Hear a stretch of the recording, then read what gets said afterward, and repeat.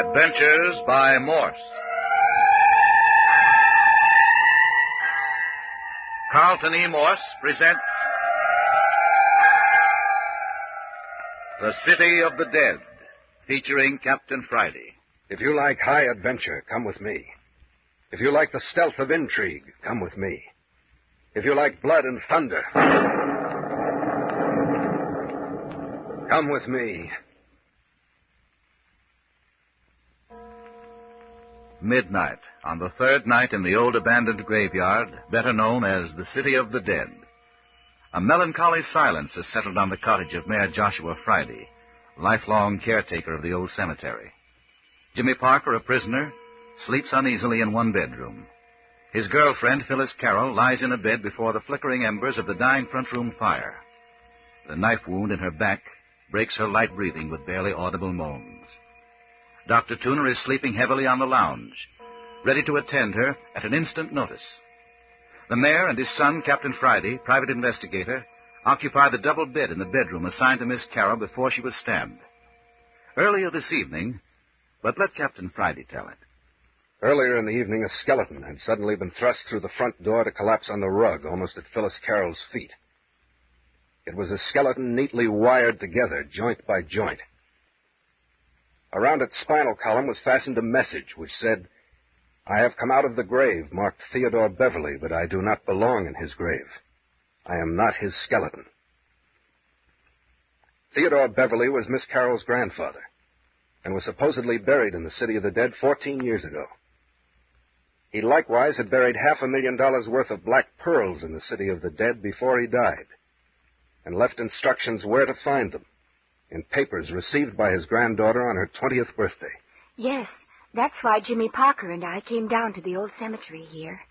And now this skeleton has come up out of my grandfather's grave to tell me that he is not my grandfather and should not have been buried in my grandfather Beverly's tomb. Yes, well, Miss Carroll went all to pieces over the presence of the skeleton, and it had taken several hours to get the household settled down for the night and to lay the skeleton out decently in the shed at the rear of the house. Finally, a semblance of quiet had descended upon the house, and its occupants had retired to their rest. And so came midnight. Oh. Shoulder hurting you, Miss Carroll? Oh, I'm sorry, Dr. Tuner. I didn't mean to awaken you. You didn't. It was that caterwauling outside. I was just dropping off to sleep when it began. Why do you suppose it does that? Makes that awful noise. Captain Friday swears it's human. Don't worry about old Clawfoot. You feel feverish? No, just uncomfortable. Let's see. Open your mouth. And put the thermometer under your tongue. There. Have you slept at all? Mm-mm. Why, Tunkett, didn't you say so? I'd have given you something. How was I to know you were awake when you lay there as still as a log? Mm-hmm. Here, now, hold your tongue still. I'll do the talking. You haven't been worrying, have you? Mm-hmm. Didn't I tell you not to talk? Here, let me have that thermometer. And just a mite of fever. Not enough to keep you awake. I'm going to give you a sleeping powder and tuck you in. I want you to go to sleep. I'll try. Now, what in Tunkett's that? Oh, that came from Jimmy's room. Hi! Hi out there! What's the matter? Is Phyllis all right? What's the matter with you, Parker? I can't sleep. I heard someone talking. Is Phyllis worse? No, Phyllis is not worse. She's trying to get some sleep. Look here, Doctor. Let me out of this room. Let me sit beside her the rest of the night. I won't run off. Hey, who's making all this rumpus? Who is that pounding? You awake too, Captain? Young Parker's pounding on his door. He wants out. Does, huh? What do you want, Parker? I can't sleep, Captain Friday. Let me sit by Phyllis the rest of the night. I won't run away. Why should I do that? Well, I'd feel easier. Oh, I'm sure I could sleep if Jimmy was sitting by me. You kids aren't up to something, are you? Oh, no, really. I feel too woozy, and Jimmy wouldn't go away without me. Hello. Old Clawfoot's out again tonight. Yeah, he's been around for the last hour, up to some new devilment, I suppose. Aren't you going to let me out? All right. Come on out. I promise you I won't try to escape. You won't try if you know what's good for you. That room gives me the creeps. Did you hear old Clawfoot at it again? How could we help it? I caught a glimpse of him through the bars of my window. He was out there by the shed. You mean where we put the skeleton? Say, I'd forgotten the skeleton. Yes, that's right where he was. That bird's got a nose for old bones. I think we better investigate. Doc, you stay here with Miss Carroll. Parker, you come with me. Captain, is the mayor sleeping through all this? What? Oh, Dad? Oh, I guess he is. Tell you what I'll do. I'll lock his door so nothing will disturb him. Let him sleep. Now, what in Tucket are you locking the mayor in for? I just told you, didn't you hear me, Doc? Sounds like a lot of foolishness to me. No, never mind. Let's go, Parker. You all right, Phyllis? I'm all right, Jimmy. Don't worry about me. Come along, Parker. Yeah, okay. You sure you saw old Clawfoot hanging around the shed? You don't think I could mistake him, do you? This is the screwiest business. Yeah, keep on the grass. Listen. The church bell. If that isn't coming up the valley from the old church ruins, nothing ever did. Hello, you were right, Parker. The shed door's open. Golly, I wonder if... Let's have a look. The skeleton's gone. Door broken open and the skeleton gone. Not a sign of him. We laid him out on the bench there, didn't we? Look around outside for footprints. Yeah, it's hard to see anything, even with the moonlight. Yeah, but no fog. See anything? Nothing over here. I don't think so. Hey! Captain Friday, come here. What have you found? Some kind of a bone. Bone? Well, look what you found. You know what this is, Parker? No.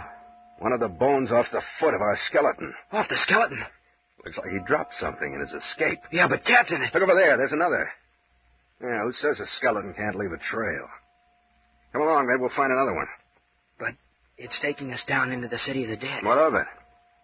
Graveyard's a natural place for a skeleton, isn't it? I suppose so, but... I was right. Here's another bone. Looks like an ankle bone, doesn't it? I don't know. I never studied anatomy. Do you think old Clawfoot has done this? Strung that skeleton's bones out over the country this way? It looks like it, doesn't it? But why? I wish I knew. That's the reason we're following this trail of bones. If there's a purpose, we'll find it out soon enough. Oh, there's another bone. Where? There ahead, glistening in the moonlight. Ah, so there is. It's a bone from the skeleton's lower leg. Looks like old bag of bones is going to pieces fast. Well, so am I. I don't like trailing skeletons in a cemetery. Not with that claw-footed thing slinking around. I think I see another bone ahead. The trail's leading us down toward the old church. Who knows? Maybe we'll find another message. Messages tied around the neck of a skeleton. That's about the limit. It was a weird bit, wasn't it? Let's see. What was it now? I have come to you out of the grave marked Theodore Beverly, but I do not belong in his grave. I am not his skeleton. That sounds as though the man who was buried as Phyllis's grandfather wasn't her grandfather at all. Do you think that's what the message intended to say? You know, Phyllis's mother never was certain that the body was that of Theodore Beverly. That was a good many years ago. If no one could be certain back at that time, how could anyone know for certain at this late day? I don't know. After all, who wrote the note? Hello. Here's a bone from the upper leg. What do you suppose we'll find next? Look here, Captain Friday. Let's not carry this thing out any further. Let's go back to the house and wait till morning. I should say not. But you don't know what kind of a trap you're running us into. Trap? Yes, trap. Listen. Just the phantom church bell again. Look. Look over there. Didn't you see something move? I did not. Well, I did. I doubt it. You're just plain scared. I tell you, I'm not. I saw something. Something creeping. Something in the shadows of the tombstones. Rot. It isn't rot. It isn't. It's something alive. There are creeping things all around us. I tell you, I can see them everywhere. And I wish to heaven you'd point some of them out to me. I can't see a thing. Except up ahead, I see another bone. I tell you, I'm going back. You're going ahead with me. I'm not. Parker, are you going to come along? No. Well, you are, and quick. I have a gun here, Parker, and it's loaded. Pretty brave with a gun in your hand, aren't you? I'll give you until I count to 3 to start walking toward that next bone. I won't move. 1. 2. Go ahead and shoot. I'm not going to shoot you, Parker. I just wanted to see if you were really as yellow as you were trying to make out. Yellow? Sure. Trying to kid me into believing you're deathly afraid of a cemetery at night. What about it? You haven't seen anything to make you scared, and you know it. And you wouldn't be as scared as you pretended, even if you did see all those creeping horrors you were babbling about. Creeping horrors. Pretty smart, aren't you? Any man who'll stand up against a gun, as you've just done, isn't very much afraid of anything. Thanks for nothing. So, as I've got it figured out, there's some very definite reason why you don't want us to go any further. Go ahead and figure all you like. I'm all through figuring tonight, fella. I know now why you balked on me. How do you know? Because I have the same suspicion as you where this trail of bones is leading us. I don't know what you're talking about. Oh, yes, you do. You think, and so do I, that someone is guiding us to the place where the Beverly pearls are buried.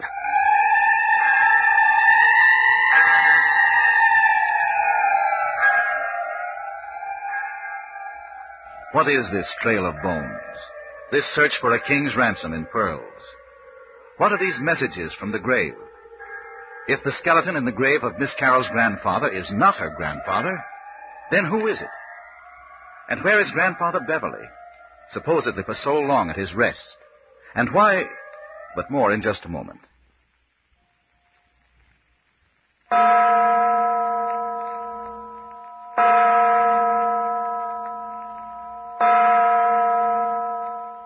Captain Friday, I tell you, I don't know what you're talking about. Oh, yes, you do, Parker. You think, and so do I, that someone is guiding us to the place where the Beverly pearls are buried. No, nothing of that kind. It's not true. Oh, yes, it is. Now then, are you going to come along with me to find out, or do you want me to go on alone? I wasn't thinking about the black pearls. Deuce you weren't. Look here, Parker, there's no use trying to kid me. I can read a man's face, and I know exactly what's been passing through your mind. Now, if you like, I'll take you back to the house and lock you in and then return alone. I'll go along with you. I thought you would. Oh, I wish that bell would stop that. Forget about it. Look, here's another little heap of foot bones. Skeleton's lost his second foot now. And right up there ahead is... No, it's his ankle bone. Well, I'll certainly know bone structure of the human body by the time I get out of this place. Too bad you're not studying medicine over at the University of California. Look at the starch you'd have on most of the fellas. No, thank you. And I'm not growing up to be a grave digger either. Well, here's the bone of the lower left leg. We're getting well down into the city of the dead, do you realize that? We must have come a mile. If it was just a little lighter, we'd be able to see the outline of the old church. I wish I knew who threw that knife that stabbed Phyllis. A number of things I'd like to know. For instance, I'd give a half share in the Rockefeller Foundation to know how come Lammy Fink was scared to death. And who burned down Lammy's shack. And who it was that tried to get into your room and was murdered by old Clawfoot. And who Clawfoot is. And who filled up Ernie Morton's grave. And who tried to shoot Dad down in the old church. And what your father does every night when he slips out of the house after everyone else is asleep. There's another bone that makes both feet and legs of our skeleton. We ought to gain on him fast now that he's left his lower extremities behind. Look, there's a little pile of bones over to the left. Oh, so there is. If I'm not mistaken, those are the bones of his fingers and right hand. And I'd still like to know what the mayor does when he slips out. You'll be just as well off, Parker, if you don't wonder too much. Go on. Well, we'd probably find out a lot about this mystery if we did know. I'll tend to that end of the matter. Well, there's the bones of the left hand in a nice little pile. Wonder what's become of old Clawfoot himself. Certainly made himself absent since we come out of the house. He's a little like the pink flea. Here one moment and where the next. Well, anyway, your father won't be out tonight, seeing you locked him in before we left. Let the mayor alone. Oh, we must be getting near the end of the trail. There's the two forearms of our skeleton together. Look here, Captain Friday. What do you really expect to find at the end of this trail? I don't know. But I wouldn't be surprised if it were the pearls. Though why in the deuce anyone would want to give the secret away, I don't know. No one knows where the pearls are hidden but Phyllis and myself. Well, if you knew, why didn't you dig them up the first night, the night you were taken prisoners by the mayor and Doc Tooner? Well, you certainly did some digging. The blisters on your hand show that. Oh, I dug all right. Well, did you find anything? I guess I miscalculated in the dark. Did you dig in just one grave? I didn't say I opened a grave. Well, then, did you dig in just one spot? Yeah. Why did you give up so easily? Well, we thought we heard someone moving around in the city of the dead, and Phyllis got scared. She wouldn't let me try a second time. Heard someone, huh? Did you see anyone? Just shadows.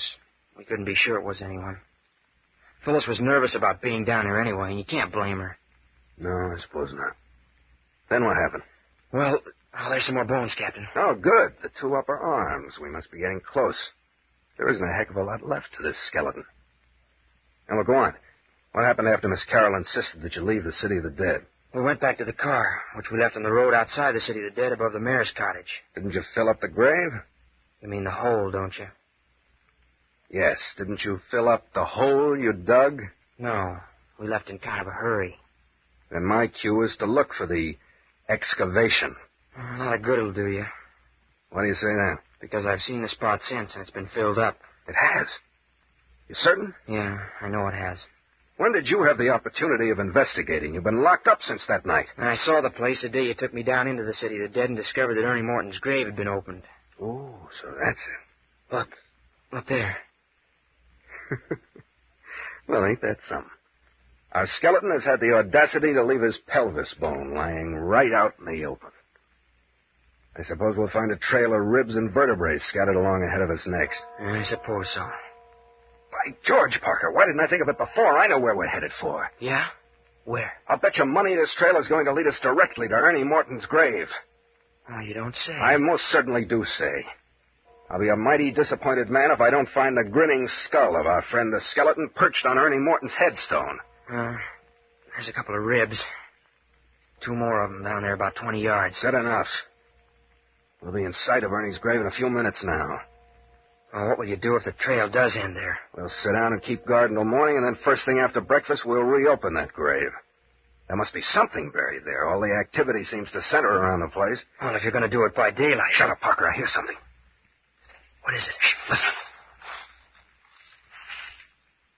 Someone's digging over there. Not a word now. Follow me. We'll sneak up on the grave robber. Keep down in the shadows of the headstone. I can see his outline. Be careful, they'll hear you. Look. Look there on the headstone. The skull. The skull of our skeleton. The end of the trail. And it is Ernie Morton's grave. Oh, if that fellow would turn around, I'd be able to see his face in the moonlight. Look. Look.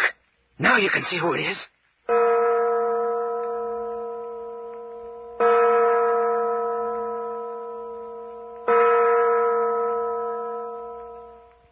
Dr. Tuner, why are Jimmy and Captain Friday staying out there so long? Do you think anything's happened? No, you don't need to worry about them. Captain Friday can take care of himself, and young Parker. But they were just going out to examine the shed, and they've been gone almost an hour. And then you just settle down there and go to sleep. Hasn't that powder I gave you made you drowsy? Yes, but I keep thinking... Oh, he's right outside. Well, I don't reckon it matters much if he is. But why don't Jimmy and Captain Friday drive him away? You can't tell. Maybe they're trying to trail old Clawfoot, and he gave him the slip and came back to the house. Oh, but what does he want here? Why does he keep hanging around the house? Well, you're not afraid with me here, are you, Miss Carroll? No, but I wish Jimmy was back in the house. Yeah, I reckon you're safe enough. And then there's the mayor sleeping right in the next room. Well, goodness knows how he can sleep with all this ruckus. But his door's locked. He wouldn't be any good to us if anything should happen. Well, we could break the lock easy enough. It's terribly old. But there isn't any need, young lady. Oh, I am afraid, Dr. Tuner. Maybe Jimmy and Captain Friday were lured away from the house on purpose. Crickety, I never thought of that. Say, maybe I'd better wake up the mayor. Then if he says so, I'll bust the lock. Captain had no business locking the door in the first place. Oh, I wish you would. Oh, listen to him. Look. What in Look at the window. Look at the window. Where? I don't see it. He was there. He was there at the window staring in at me. Who, old Clawfoot? Yes. Oh, it was horrible. I'm getting mighty brave. I'm going to rouse the mayor. Mayor! Hi, Mayor! Mayor Friday! Oh, hurry. I can hear that thing prowling around outside the house. He's sleeping dang heavy, even for the mayor. Try again.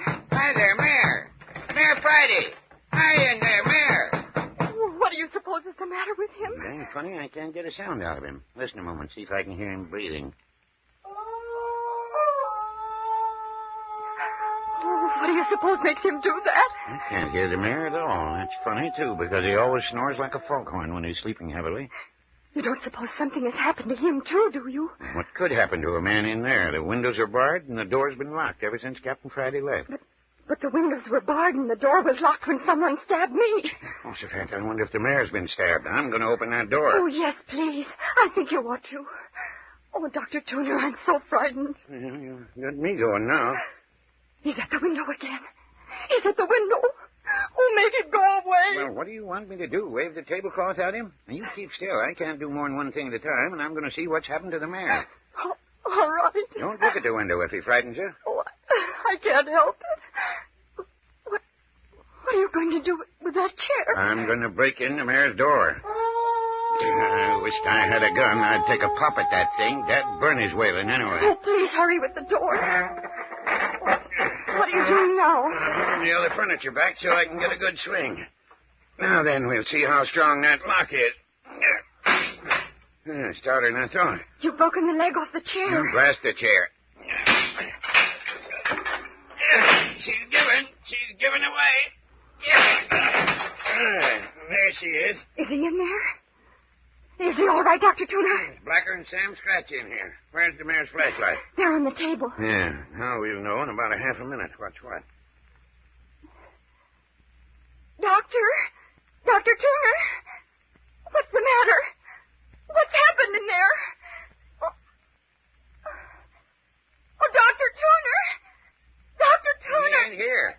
The mayor ain't any place in that room. He's not there. She's not hiding her hair of him. Oh, but... Oh, are you sure? Of course I'm sure. I even looked under the bed for the body. Oh, but how did he get out? Are the bars still on the window? Yeah, I looked especially to see. Now, if that ain't the craziest thing I ever heard tell of. Oh, but he must be there. Well, he ain't. Oh, but people simply can't just disappear through a locked door. They can't. Well, the mayor's gone and done it. Oh, but if the mayor's disappeared, then one of us may be next. I don't calculate that makes me feel any better. Oh, I wish Jimmy was here. Oh, where is he? Dr. Tuner, do you suppose he and Captain Friday have vanished, too? I ain't thinking of anything, except I'm going out and clean up on that claw-footed son of a gun in about a half a minute. Oh, please, you won't leave me, will you? Promise me you won't. Don't reckon you need to worry on that score. I ain't one of them brave fellas that goes out looking for trouble. No, I'll stay here with you, all right. Oh, but what'll we do? You don't suppose that thing... What thing? Well, whatever it was that got the mayor... You don't think it's still in the house, do you? Well, how should I know? I don't even know that the mayor's been got. Well, if something hasn't got him, then what has become of him? Does your imagination always work overtime this way? A fella could get the creeps just sitting listening to you imagining things. Oh, I'm sorry if I'm acting badly, but nothing like this ever happened to me before. Well, it doesn't happen to me every day either, thank heavens. If that thing outside the door would only go away, I wouldn't feel this way, but... Dr. Tuner, look. Look at the front door. It's opening. Gosh sakes, I forgot to lock it. Oh, hurry. Lean against it. Oh, hold it shut. Don't let him get it open. I've got it. If I can push it shut, Who's out there? Oh, can't you hold it? Can't you hold it? I'm trying my dangest. Whoever's on the other side of that door is as strong as an ox. It's the claw-footed phantom. You mustn't let him get in. You mustn't. I can't get any hold with my feet. He's gaining on me. I'm slipping. Dr. Tuner, the fireplace poker's on the rack. Can you reach it? Good. It'll give me something to fight with. Oh, can you reach it? Yeah, I got it. I'm going to let go of the door and crack him over the head with the poker when he comes in. Oh, be careful. Oh, you missed him. Look out, Dr. Tuner! Look out! He's got a knife! Well, if he comes within range of this poker, Oh, no! No! You killed Dr. Turner! You killed Dr. Turner! Oh, don't! Go away. Don't look at me like that. Go away. Oh, don't come near me. Oh, please. Please go away. Don't touch me. Jimmy! Oh, no.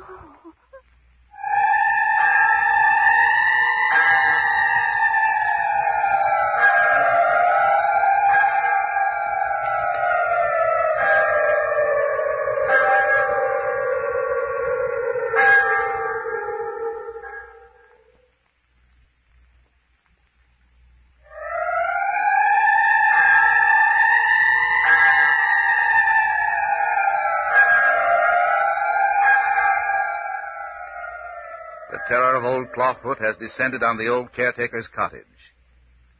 What of the girl's peril? alone in the presence of the wailing phantom? What of the ghoul caught digging in Ernie Morton's grave? What of the skeleton that walks, the phantom church bell, the buried treasure of black pearls? Listen at this same hour next week when we bring you Chapter 7 of the Carlton E. Morse adventure drama, City of the Dead. Listen to Chapter 7, entitled Captain Friday Vanishes.